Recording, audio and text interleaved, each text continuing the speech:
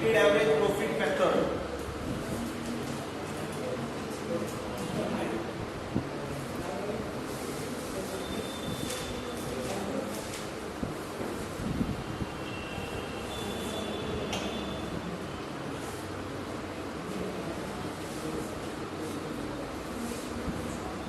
इसमें गुडविल निकालने का फॉर्मूला क्या है? सुनिए मेरी बात। Goodwill equals to weighted average profits into में नंबर ऑफ ईयर परचेज। क्या बताया मैंने? वेटेड एवरेज प्रॉफिट्स इनटू में number of year purchase. Sir ये वेटेड एवरेज प्रॉफिट क्या चीज है, इसके बारे में बता दोगे थोड़ा सा? बिल्कुल कहूंगा भाई। वेटेड एवरेज प्रॉफिट्स का मतलब पता है क्या होता है? सम ऑफ वेटेड प्रॉफिट्स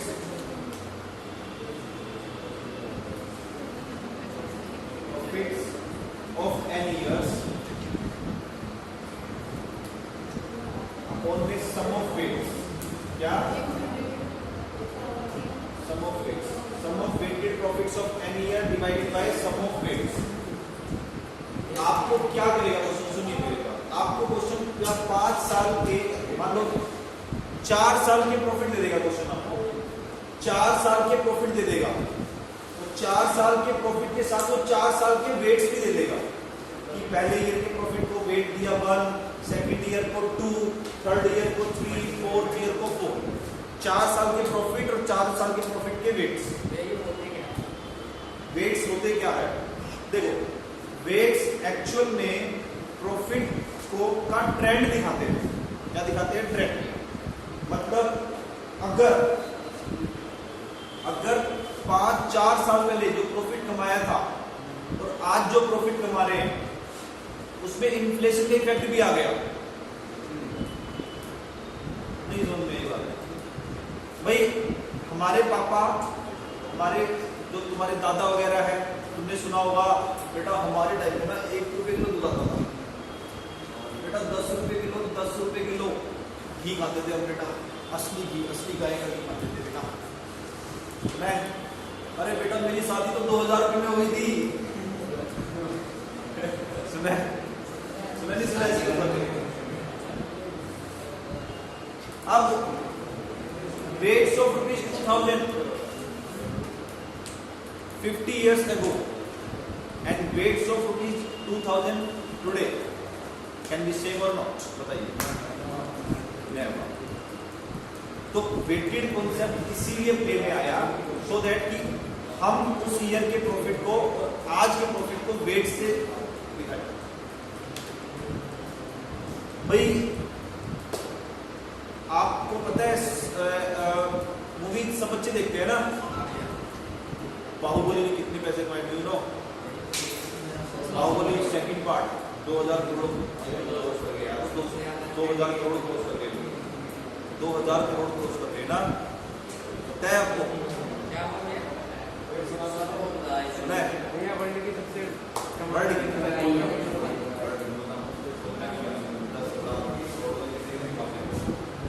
सुनो मेरी बात। टाइगर जिंदा है। या एक मूवी आई थी वाह, भारत में 300 करोड़ कमा लिए थे। या सलमान की बात करते हैं, टाइगर जिंदा है, सॉरी पहले एक था टाइगर, 250 करोड़ कमाए थे। और फिल्म आई थी पता है कब? 2012 में मूवी आई थी। कौन सी? एक था टाइगर। ओके, सलमान खान की ही एक मूवी है हम आपके हैं को 1994 में आई थी। उसका कलेक्शन पे कितना है?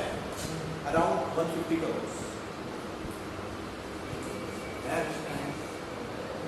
150 करोड़ उस टाइम पे 150 करोड़। आज मल्टीप्लेक्सेस की टिकट तक कितने की है? मॉर्निंग 250 रुपए, इवनिंग 400 500 रुपए। और उस टाइम पे मल्टीप्लेक्सेस थे ही नहीं, टॉकीज थे। 5 रुपए 10 रुपए 15 रुपए 3 टिकट होती थी। एक मूवी जिसमें 5 रुपए 10 रुपए 15 रुपए जिसकी टिकट थी मल्टीप्लेक्सेस थे ही नहीं, गिने चुने थिएटर्स होते थे। How can that movie earn 150 crore? Is it possible? मतलब ही नहीं है पॉसिबल हो। हाँ, आज टिकट महंगी है, पता है 300 करोड़ उसने कमा लिए होंगे, 250 करोड़ कमा लिए होंगे, लेकिन उस टाइम पे वो मूवी 150 करोड़ कैसे कमा रहा? एक्चुअल में ये 150 करोड़ का जो डेटा है वो गलत है, रॉन्ग है। वो प्रॉफिट उनका 10 करोड़ से ज्यादा था ही नहीं, 10 करोड़ रुपए ही उन्होंने कमाए थे। सर ये 150 करोड़ को लिख रहे हैं because that profit is weighted profit, उन्होंने वेट्स कर दिए, इन्फ्लेशन इफेक्ट को ऐड कर दिया। उन्होंने बोला भाई 10,000 is just equivalent to 150 crore today. Are you getting? समझ में आई बात ही नहीं है। आज 10,000 को अगर 20 साल 25 साल पहले 10,000 रुपए की आज की वैल्यू क्या होगी, उन्होंने वो दिखाई है। अगली बात समझ में, उन्होंने बोला 10 करोड़ रुपए अगर 25 साल पहले तो आपको 150 करोड़ आराम से 150 करोड़ दिखा देंगे, दैट इज वेटेड प्रॉफिट। अगली बात समझ में, वेटेड इफेक्ट क्यों आता है? जब हमें पता है कि प्रॉफिट में ट्रेंड है। वेटेड इफेक्ट कब आता है? जब हमें पता है कि प्रॉफिट में ट्रेंड है, आइदर इंक्रीजिंग ट्रेंड और डिक्रीजिंग ट्रेंड। इंक्रीजिंग ट्रेंड है तो वेट्स बढ़ते हैं, डिक्रीजिंग ट्रेंड है तो वेट घटते हैं, ठीक है ना।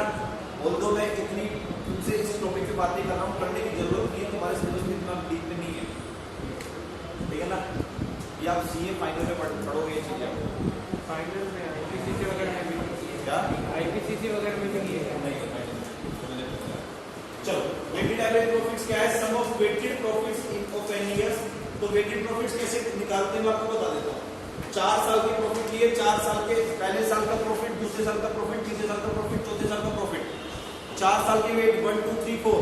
तो आप वेटेड प्रॉफिट कैसे निकालोगे? फर्स्ट ईयर के प्रॉफिट को 1 से मल्टीप्लाई करो, सेकंड ईयर के प्रॉफिट को 2 से, थर्ड ईयर को 3 से, फोर्थ ईयर के प्रॉफिट को 4 से, और उन सब प्रॉफिट्स को जो आंसर आया ना मल्टीप्लाई करने के बाद ऐड कर दो, that profit will be called weighted profit, weighted average profit, weighted profit, sorry weighted profit, ठीक है ना। अब सम ऑफ वेट्स 1 2 3 4 10 ऐड करके 10 आएगा ना, तो डिवाइड बाय 10 इज आपका क्या आ जाएगा भाई? वेटेड एवरेज, ठीक है।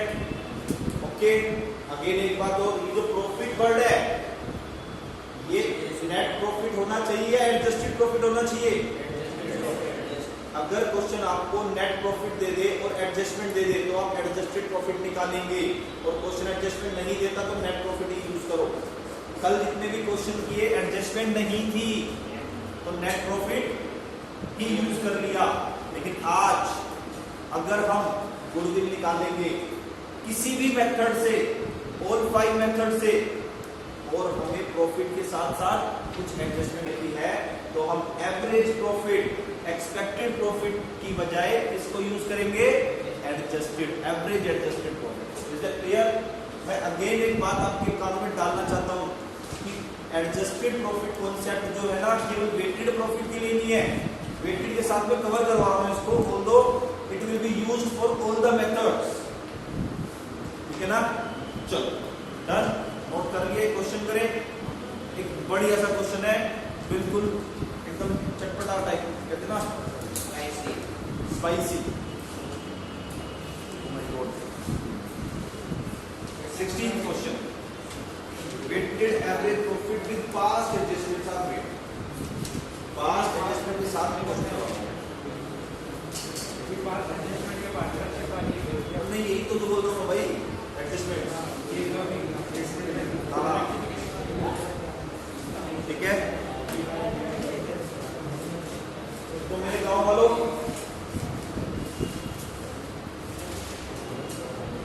क्वेश्चन नंबर 16 पेज 3.32 टीएस लेगा, ये रहा आपकी कंप्यूटर स्क्रीन पे। चलो 16th question, calculate goodwill of a firm on the basis of 3 years purchase of weighted average profit of last 4 years। पिछले 4 साल के weighted average profits के बेस पर और 3 years परचेज के बेस पर आपको गुडविल कैलकुलेट करनी है। The profits for last 4 financial years ended 31st March were 17 में है 25,000, 2018 में है 27,000, 2019 में है 46,900 and 2020 में है 53,810. The weights assigned to each year are 17 में 1, 17 के प्रॉफिट को कितना वेट दिया गया 1, 18 को 19 को और 20 को 4. चलिए, you are supplied the following information. कुछ इंफॉर्मेशन है जो आपको दी गई है, देख लेते हैं. आइए देख ले भाई. कहते हैं कि on 1st April 17 a major plant repair was undertaken for ₹10,000 which was charged to revenue. भाई साहब कितनी बड़ी गड़बड़ कर दी. पाप नहीं किया, महापाप. उसने क्या करा, एक repair, major plant repair was undertaken for 10,000, ठीक है, which was charged to revenue. The said sum is to be capitalized for the goodwill calculation. Actual में 10,000 का एक मेजर प्लांट एक्सटेंशन रहा होगा, मेजर प्लांट एक्सटेंशन जिसको कैपिटलाइज करना था, जिसको बैलेंस शीट में दिखाना था. भाई ने बाय मिस्टेक उसको किसने दिखा दिया, रेवेन्यू, मतलब P&L से माइनस कर दिया, P&L में खर्चा दिखा दिया. थी एसेट दिखा दिया, एक्सपेंस दिखाना था, asset side of balance sheet दिखा दिया 2, डेबिट साइड ऑफ P&L, ठीक है ना. चलो जी, subject to adjustment of depreciation of 10% per annum on WD method. जो मेरा भाई है ना बुद्धू है ये, इसको जो 10,000 की कॉस्ट है ये माइनस नहीं करनी थी, उसको 10,000 पे 10% का डेप माइनस करना था. तो अब क्या करेंगे, प्रॉफिट 10,000 से ज्यादा कम हो रखा होगा तो बढ़ा देंगे और डेप माइनस कर देंगे. मेरी बात समझ पाए या नहीं समझ पाए, पहली एडजस्टमेंट. चलो साथ साथ करते चलेगा. तो वर्किंग नोट में सबसे पहले हम निकालेंगे computation of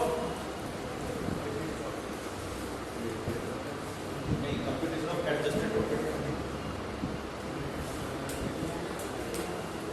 computation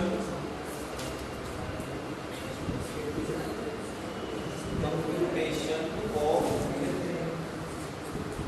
adjusted profit.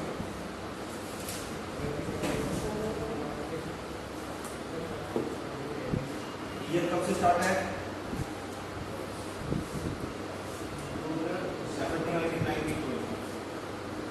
2017, 2018, 2019,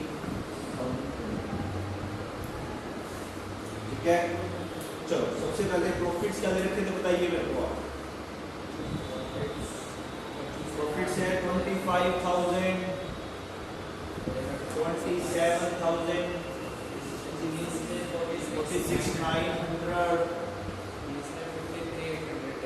53,810. Okay, इसमें हमने बाय मिस्टेक ऐड कर दो रिपेयर, मेजर प्लांट रिपेयर. क्या भाई,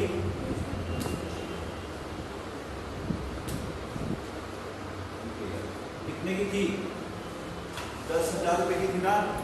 हमने कहाँ पे कौन सी ईयर में की थी, 17-18 में की थी भैया. कौन सी ईयर में की थी, यहाँ पे की थी. 1/4/17 मतलब 17-18, समझ आई बात. 1/4/17 मतलब 17-18. ओके, लेकिन इसने बाय मिस्टेक 10,000 रुपए जो था एक्सपेंस मान के प्रॉफिट से माइनस कर दिए. हमने ये गलती ठीक कर दी, उसकी प्रॉफिट दोबारा बढ़ा दिया 10,000 से, ठीक है.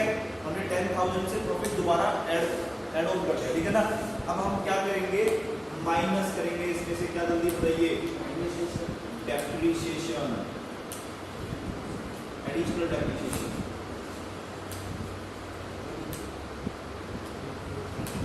हाँ जी, 10,000 पे 10% टैक्स लगाना है. WDV से कितना लगेगा, 1,000 रुपए, है ना भाई.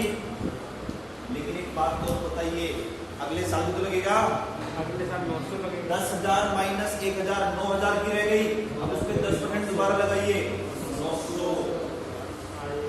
अब अब हो गया ये 8100 के 10% दोबारा 810। अगली बात, is it clear to everyone और नॉट? जल्दी बताइए। Second point is again most important point, the closing stock for the year ended 31st March 2018 and 2019 were overvalued by 1000 and 2000 respectively। कहते हैं कि 2017-18 और 2018-19 का जो क्लोजिंग स्टॉक है ना, उसको हमने बाय मिस्टेक बढ़ा दिया। आपको पता है क्लोजिंग स्टॉक बढ़ेगा तो प्रॉफिट पे क्या फर्क पड़ेगा, बढ़ेगा या घटेगा? जल्दी बताइए। अगर मैंने बाय मिस्टेक क्लोजिंग स्टॉक बढ़ा दिया, मैंने बाय मिस्टेक क्लोजिंग स्टॉक बढ़ा दिया तो प्रॉफिट पे क्या इफेक्ट आएगा? प्रॉफिट बढ़ेगा या घटेगा? क्लोजिंग स्टॉक बढ़ाएंगे तो एसेट बढ़ाएंगे, एसेट बढ़ाएंगे तो प्रॉफिट बढ़ाएंगे, प्रॉफिट बढ़ा दिया हमने बाय मिस्टेक। अब हमने बाय मिस्टेक क्या कर दिया? प्रॉफिट बढ़ा दिया। दूसरी तरफ अगर एक तरीके से और सोच सकते हैं, ट्रेडिंग अकाउंट में क्लोजिंग स्टॉक क्रेडिट साइड आता है और credit side is the income side. क्या क्रेडिट साइड अगर मैंने गलती से बढ़ा दी तो इनकम साइड बढ़ा दी, और इनकम साइड बढ़ा दी तो प्रॉफिट बढ़ा दिया। बाय मिस्टेक तो क्या करना है? ठीक करेंगे। तो लेस करना है, ऐड करना है? लेस करेंगे over valuation.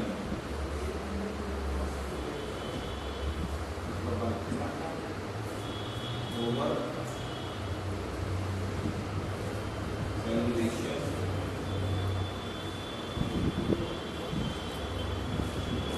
Of closing stock. 2000 है ना? अरे यार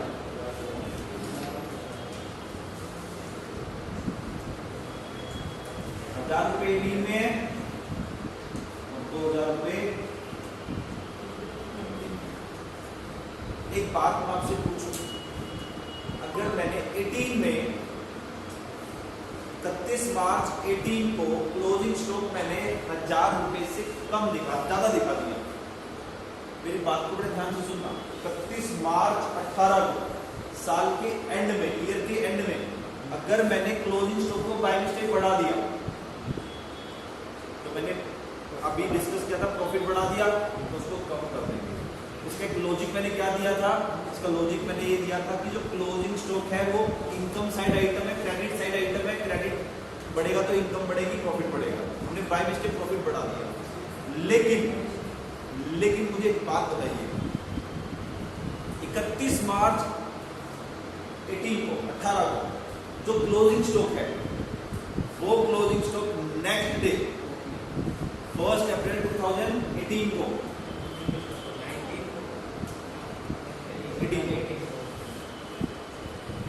किसका रूप ले लेगा? Opening stock. 31/3/18 को क्लोजिंग स्टॉक कहलाएगा, 1/4/18 को वो ओपनिंग स्टॉक कहलाएगा। तो सर ओपनिंग स्टॉक तो डेबिट साइड आइटम है, बोलो है ना? ट्रेडिंग अकाउंट के डेबिट साइड में आता है। अगर हमने 31/3/18 को क्लोजिंग स्टॉक बढ़ाया होगा ना बाय मिस्टेक, तो 1/4/18 को ओपनिंग स्टॉक भी बाय मिस्टेक बढ़ गया होगा। और ओपनिंग स्टॉक मैंने बढ़ा दिया तो खर्चे बढ़ा दिए, और खर्चे बढ़ा दिए तो प्रॉफिट कम कर दिया, तो बाय मिस्टेक क्या हुआ? अगले साल का प्रॉफिट कम हो गया। लॉजिक क्लियर है नहीं है? जल्दी बताइए एवरीवन। हाँ जी जल्दी बताइए। प्रॉफिट मैंने बाय मिस्टेक कम कर दिया, तो हम क्या करेंगे? ऐड करेंगे over valuation of opening stock. अगले साल के बिल्कुल सर 1000 रुपए यहाँ पे, 2000 रुपए यहाँ पे अगले साल, क्योंकि 17-18 का क्लोजिंग स्टॉक जो है ना वो 18-19 का ओपनिंग स्टॉक कहलाएगा ना। ओके 17-18 का क्लोजिंग स्टॉक ये 2000 यही लॉजिक नेक्स्ट ईयर करते हैं ना। समझ में आई बात क्या नहीं आई? चलो तो कल कह रहा था सामने मनी नहीं देते।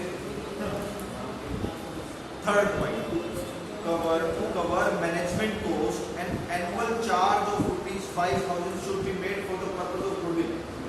कहता है कि मैनेजमेंट कॉस्ट को कवर करने के लिए हम एनुअल चार्ज अब पे करा करेंगे, पे किया करेंगे, ठीक है ना।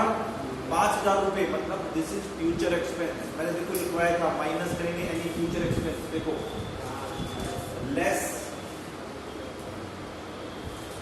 मैनेजमेंट कॉस्ट, है ना।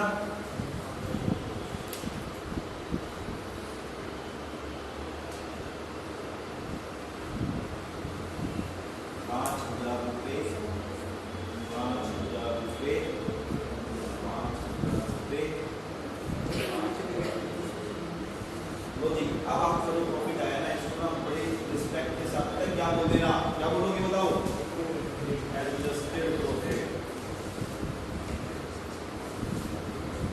20,000 रुपये लिया गया, कितना है भाई, 20,000 रुपये लिया गया,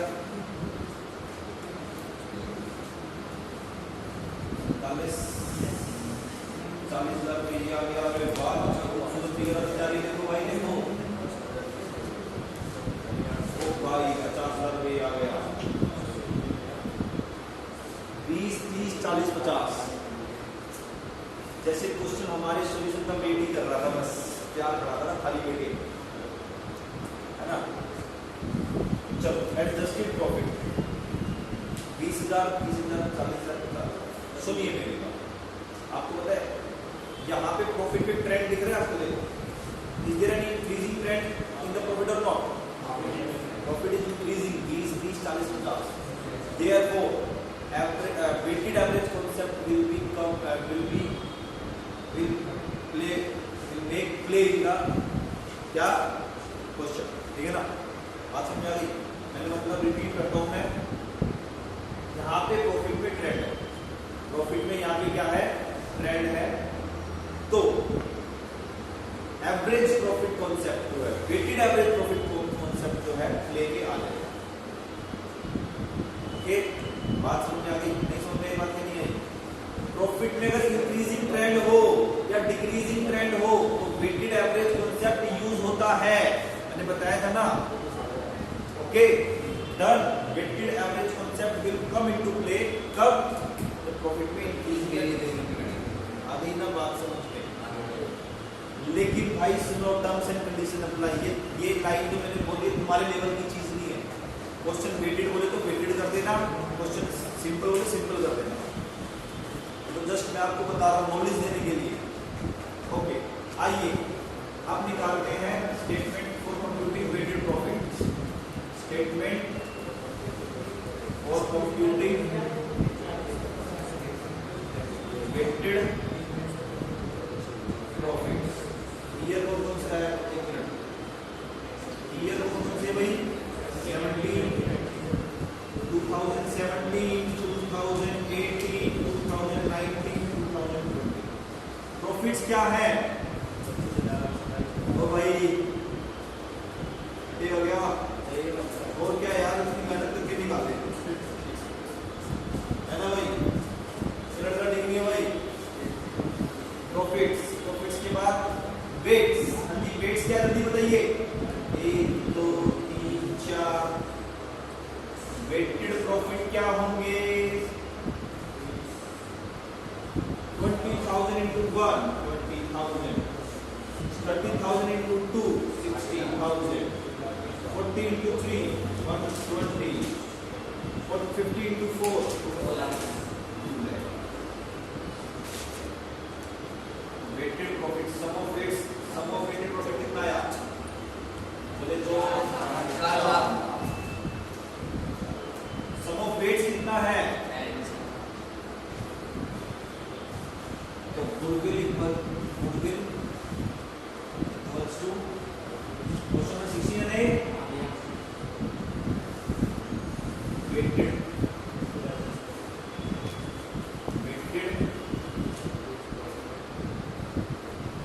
एवरेज प्रॉफिट्स इनटू में NYP, है ना। वेटेड एवरेज प्रॉफिट निकालने का फॉर्मूला बताया था, sum of weighted profit 4 lakh divide by sum of weights 10 into number of year purchase, कितना दे रखा है क्वेश्चन में, 3 डिडक्ट है क्या? तो 1,20,000 आपकी गुडविल आ गई। इसको समझ में आया? मसाला क्वेश्चन था ना, मसाला एकदम फुल फ्लैश था क्या मेरी? क्या फुल फ्लैश क्वेश्चन था क्या? हाँ भाई, कृपया करके